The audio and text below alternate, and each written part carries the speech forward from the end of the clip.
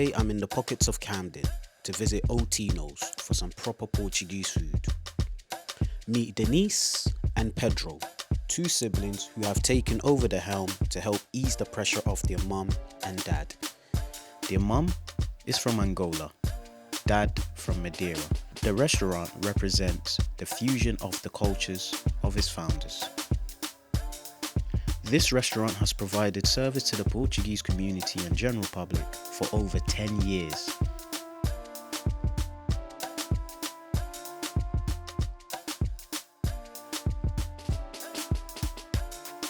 Now normally, I would be welcomed with food on a table for me to tuck into, but today I have been told that I have to earn my meal. Lucky me. And there you were, thinking that I was living the dream. You happy to know I didn't do that? I'm just working. First day. It's a trial run. Go easy on me. This was how I celebrated when I was told that I can have a break.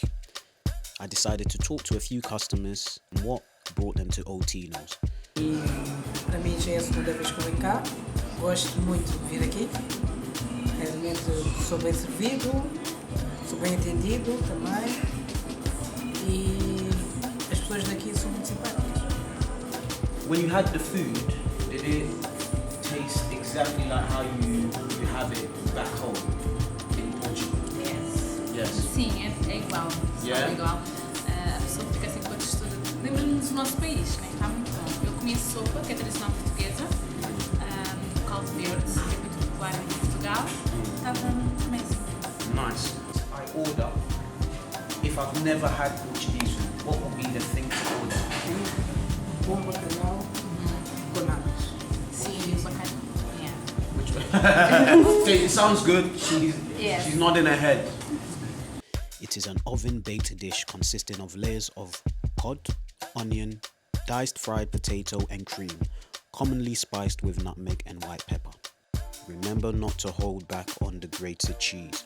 And voila, bacalhau con natas. Now that I've worked my socks off, it's time for me to order some food. Yes, I'm ready to order. And of course, it wouldn't be a Portuguese night out without a bottle of Sagres.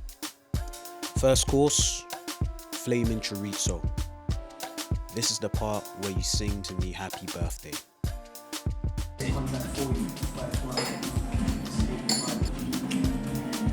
This is absolutely delicious. Here we go. Thank you very much. Bacalhau a la Guerrero. Grilled salted cod topped with fresh garlic, served with grilled baby potatoes and mixed vegetables. Simple ingredients to enhance the flavors. I'm starting to understand Portuguese food now. I get it. And finally, espetadas. It's a dish originating from the island of Madeira. It traditionally consists of large chunks of beef that are rubbed with garlic and salt and skewered onto a bay of laurel branches before being grilled over coals. It's served with chips and salad.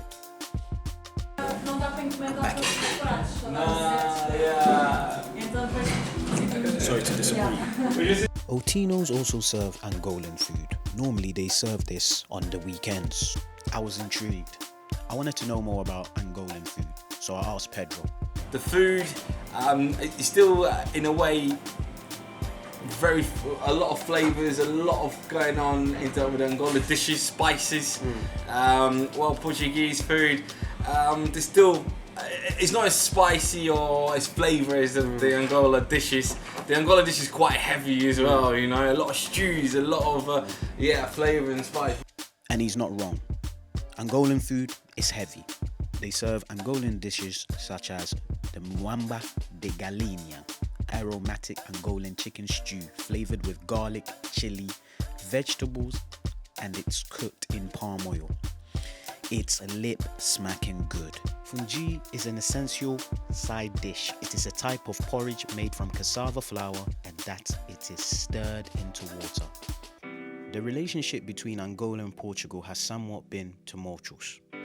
It has been like that since the Portuguese began their 400-year period of colonization, dating back to 1575. The aim, as always, was to gain a stronghold in slave trade. Portuguese rule lasted until 1975, when Angola finally got their independence.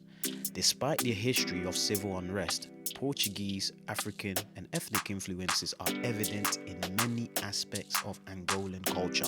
Remnants of the country's colonial days are still present in Angola.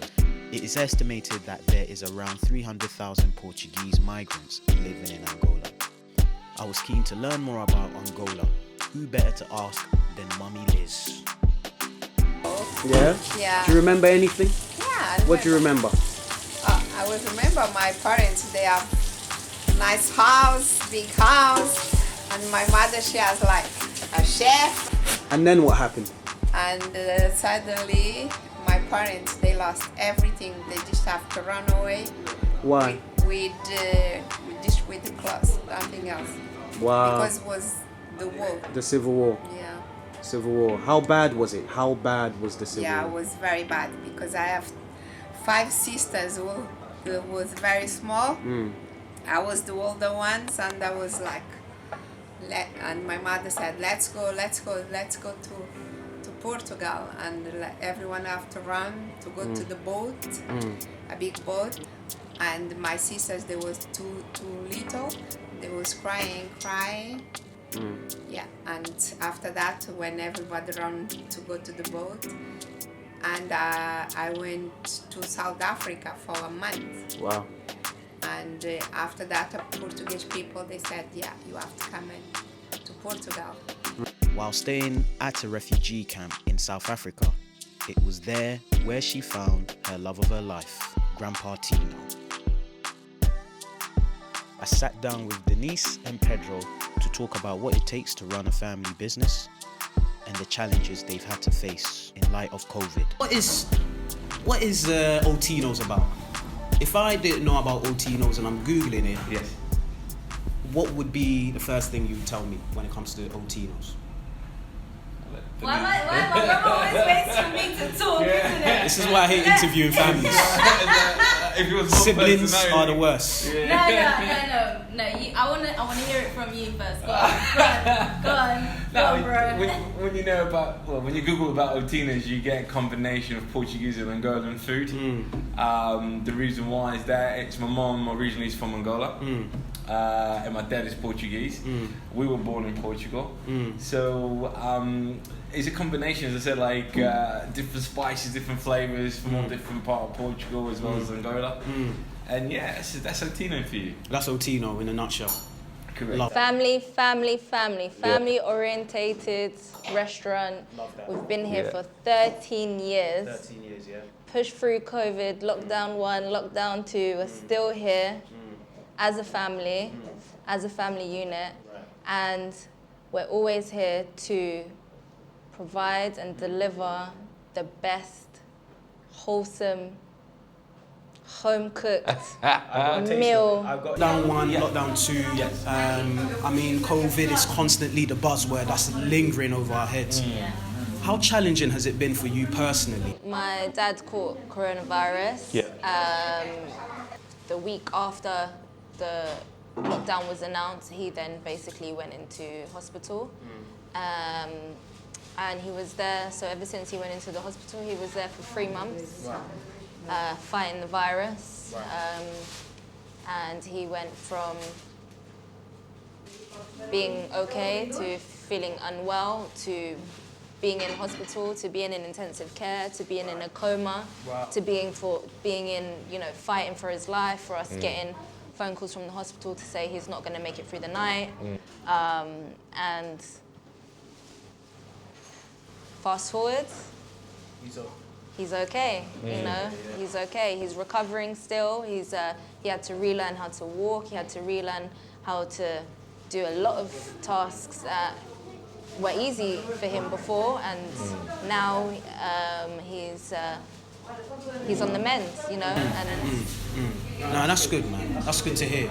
You know what I mean? Because we watch the news, and when you watch the news, you become so desensitized to everything that's going on because you keep hearing the word to the point where you put it at the back of your mind. Yeah. But when we speak to someone like yourself who's actually experienced it firsthand, where it's hit a loved one, I think it makes you realize that, whoa, shit, this is actually real here. This is happening. People are surviving. There's been survivors, and there's been people who have sadly passed away from this virus. So how has it been for you? I mean, business-wise, I'm sure that there's been a lot of sacrifices that you guys have had to make in order to keep this shop running. Yeah. We didn't know what the outcome was going to be, so we had to decide what we was going to do next. And the next step was that my brother had to actually, unfortunately, quit his day job, which is what he was doing for many, many years, which was one of his passions, to quit that to be able to run this restaurant full time. And that's scary. Is the scariest part to that is, would he be able to, first of all, be able to run it, and second of all, would the income from here be enough to provide for his family? And not just that, it's a whole new schedule. They were used, school pickups, drop-offs. He's got twin boys, all that kind of stuff. So it definitely impacted on my brother's life. It impacted on my mum's life. It impacted on my life. We all had to step in, but my brother had the biggest. You had to make the biggest sacrifice. How did it make you feel now? Oh yeah, it was hard. It's still hard. It's learning everything. Even so, my background is Portuguese and Angolan, and when it comes to food, it's different pronunciations. You got to know the flavors and so on and so forth. I didn't know much about that, so I'm still learning curve for me. Taking each day as it comes. And all of that. Into the shop. All of that, whilst my dad is still in hospital. That's what we was going through. Do we say we can't do this? Like, we can't do this. This is, we can't move forward. Shall we just sell up? This is it. But I think in our family, and when we had the meeting, and we, it's not a meeting, it was just, we just all got together and we just said, how can we support each other? And I feel like what we decided was that my dad put so much time and energy into the restaurant, and all my family, each and every one of us. And for us to just give up, we can't. It's a legacy, it's our family, it's our tradition, it's where we spend Christmas, it's where we spend birthdays, it's how we've met people, one of the dishes that my mum might make for someone on, like today, for example, that might bring joy to that person. It's not just about food, it's beyond that. This place is beyond that. So for us to give up, it would have been a shame.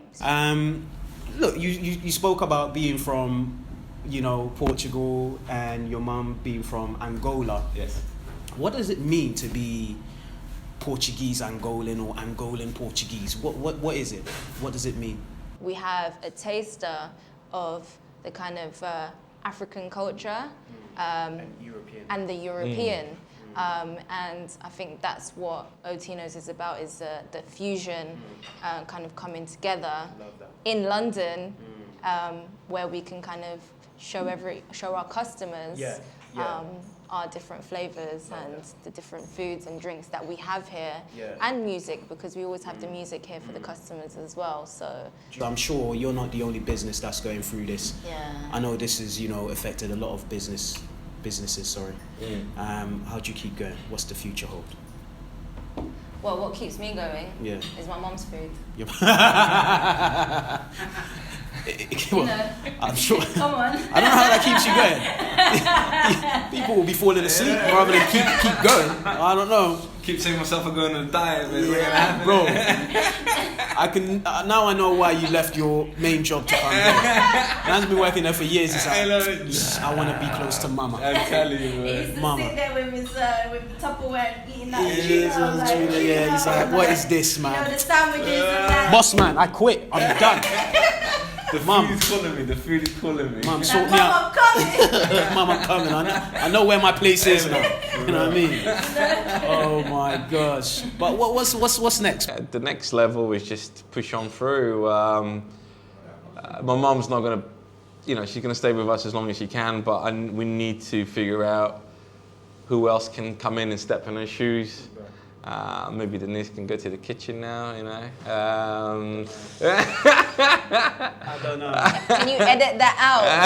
Edit that out. Oh my god. We would like to open another franchise if it can be done. That's really the goal. This is just a stepping stone. But we know during this period of time it's very difficult. That's why we keep saying to each other, take each day as it comes. I appreciate what you guys are doing because I commend you as well on how you've overcome these challenges, especially you leaving your main job to help family out. And from being here, today I got the real feel of a family-run business. Thank you very much. Thank you very much. Thank you. We'll be back soon. We'll be back soon for sure. Obrigado. Obrigado. Obrigado.